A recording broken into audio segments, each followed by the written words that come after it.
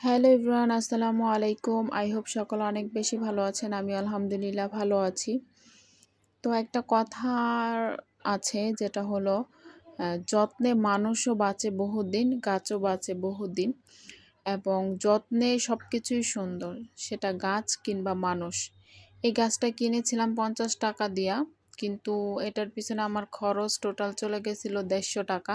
এটা অনলাইন থেকেই নিছি এবং যে আপুর কাছ থেকে নিছি সে আপু টঙ্গী কলেজ গেটের এখানে থাকতো। তো আমার যাতায়াত ভাড়া নিয়ে এই গাছটা প্রায় ১৫০ টাকা পইড়া গেছিলো এবং গাছটা অনেক ছোট ছিল, ওয়ান টাইম কাপে ছিল। এটা যত্ন করার ফলে এটার ডালপালা গজাইছে, প্লাস এটার মাশাআল্লাহ অনেক ফুল আসে থোকায় থোকায়। নয়নতারার একটা ভ্যারাইটিস পার্পল কালার, মানে মাশাআল্লাহ অনেক সুন্দর। এখন তো আরো বেশি ভাল লাগে ফুল আসলে। তো এই তো গাছের পরিচর্যা শেষ করে চলে গেছিলাম, আবার একটু শুয়ে পড়ছিলাম। তারপর শোয়ার থেকে এত সুন্দর ঘ্রাণ পাইতেছি, যাইয়া দেখি তো কি রান্না করছে। রান্নাঘরে আইসা দেখি যে আম্মু বিরিয়ানি রান্না করতেছে। অবশ্যই এটা আমার ভাইয়ের পছন্দ বেশি। তো ভাইয়া যেহেতু বাসায়, তো ওর জন্যই রান্না করছে। তারপর বিকেলে আমি চলে গেছিলাম একটু স্বপ্নে কেনাকাটা করার জন্য। তো স্বপ্নে ঢুকে আমি যেটা কিনবো সেই সেকশনে চলে যাচ্ছি, কারণ আমার দরকার এখানে ময়দা এবং ইস্ট, এই দুইটা বিকালে নাস্তার জন্য আর কি নেওয়া। তারপর স্বপ্ন থেকে আসার টাইমে আবার বাসার সামনে একটু দোকানে গেছি, ওইখান থেকে নিব দুধ। এবং দুধ দিয়া কি বানাবো অবশ্য আপনারা আইডিয়া করে ফেলছেন, কারণ আমি এর আগে রিলস আপলোড করে দিছি। এই তো দুধ দিয়ে বানাবো হলো মিষ্টি। তো মিষ্টি বানানোর জন্য আগে তো ছানা কাটা লাগবে দুধে, তো সেটাই। এখানে হাফ কেজি দুধ নিয়েছি, আপনারা আরও বেশি নিতে পারেন। যারা প্রথমবার ট্রাই করবেন তারা অল্প দিয়েই ট্রাই করবেন, তাহলে ভুল হলেও অতটা গায়ে লাগবে না।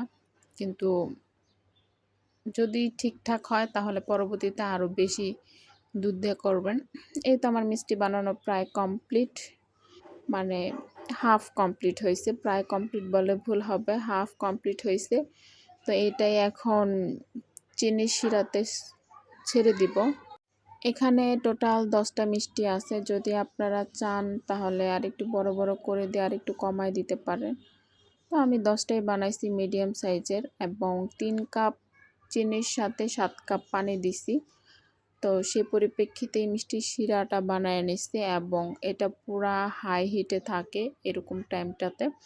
তো হাই হিটে থাকার পর এটাকে ঢাকনায় দিয়ে 10 মিনিট ঢেকে একটু আলতোভাবে নাড়াচাড়া দিয়ে দিলেই দেখবেন যে মিষ্টিটা আস্তে আস্তে ফুলে উপরের দিকে চলে আসছে। মানে মিষ্টিটা ভাঙবে না, একটুও নষ্ট হবে না, যদি মিষ্টিটা পারফেক্টভাবে ঠিকঠাকভাবে আর কি আপনি তৈরি করতে পারেন। তো মিষ্টি এখান দেওয়া হচ্ছে, এবং আমি খুব ভয়ে ভয়ে ছিলাম যে এটা আদৌ সুন্দরভাবে হবে কিনা। মিষ্টিটা হয়ে গেছে কিভাবে এটা বোঝার জন্য একটা বাটি নিয়ে তারপর বাটিতে ফুল পানি ভরে এবং মিষ্টিটা ছেড়ে দিবেন। যদি মিষ্টিটা ডুবে যায় তাহলে মিষ্টিটা হয়ে গেছে। এই অনুযায়ী আপনারা সবাই বাসায় মিষ্টি বানাতে পারেন এবং বাসার সবাইকে খাওয়াইয়া মানে তাদের রিভিউ নিতে পারেন। তা আমার মিষ্টি প্রায় কমপ্লিট, এখানে 10টার মতো মিষ্টি হয়েছে হাফ কেজিতে। তো আপনারাও ট্রাই করতে পারবেন। সবাই ভালো থাকবেন, সুস্থ থাকবেন এবং মিষ্টির রিভিউটা দেখে যান। মজা, কেমন মজা? অনেক মজা। অনেক মজা, সত্যি। হ্যাঁ।